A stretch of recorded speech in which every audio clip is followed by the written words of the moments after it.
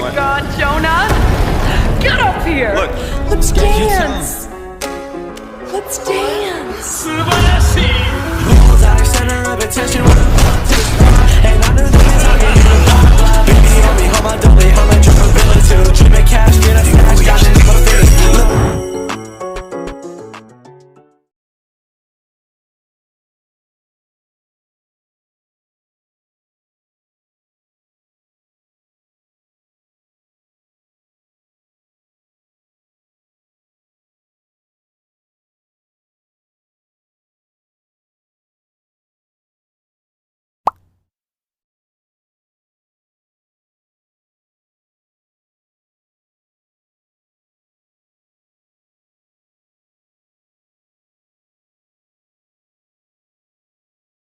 Before creation, predating concepts such as time and space, there existed only a will, a singular and complete existence with power limited only by its imagination. Inevitably, this will grew bored, very bored. To sate its boredom, it conceived the idea of creating other wills. It set to work constructing a grand reality, crafting space for these wills to occupy in time so they could experience events sequentially. After laying the groundwork for this construction, the will realized that it would know everything that would ever come to pass within it. The idea of knowing everything before it happened felt unsatisfying. To preserve the thrill of the unknown, it decided to relinquish its omnipotence and omniscience. What remained afterward was Veldanava, a being with the Creator's will, yet existing as part of creation rather than something beyond it.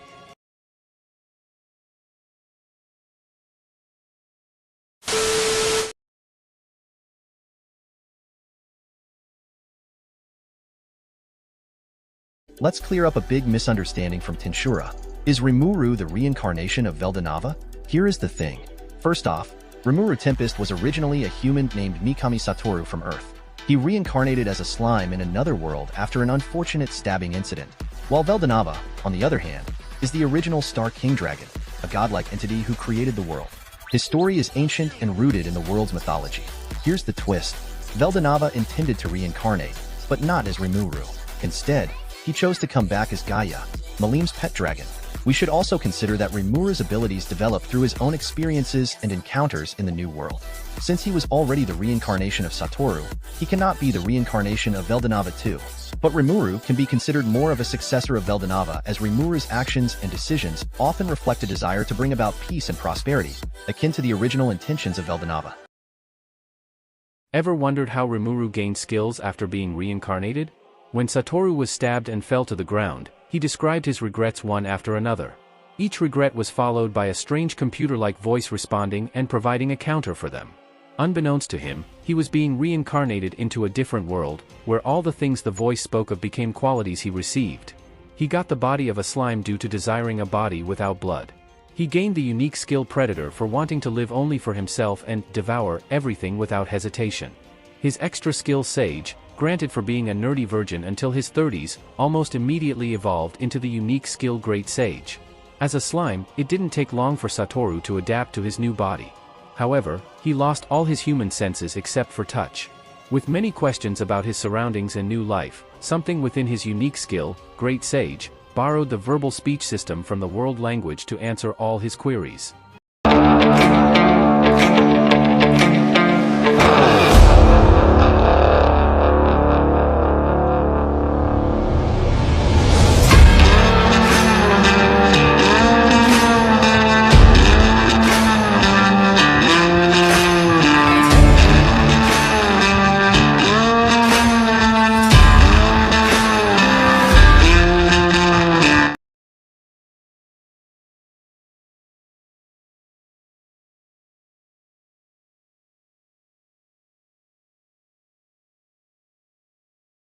Did you know Rimuru scammed Guy Crimson by cleverly manipulating the transfer and use of souls needed for evolution? Guy Crimson gave Rimuru 500,000 souls, 250,000 of which each of his subordinates, Misery and Rain, needed to evolve into true demon lords. However, Wisdom King Raphael's efficient soul usage meant that Rimuru only needed 200,000 souls for their evolution, leaving 300,000 souls for the evolution of Testarossa, Ultima, and Kara. Rimuru concealed this discrepancy from Guy by attributing the success to his ultimate skill, Gluttonous King Beelzebub, rather than revealing Raphael's involvement. To further ensure Guy remained unaware, Rimuru had Diablo engage Guy in a lengthy conversation about ultimate skills, effectively distracting him during the rituals. Through these tactics, Rimuru not only achieved the promised evolution but also retained a surplus of souls, maintaining an advantage in future dealings with Guy Crimson.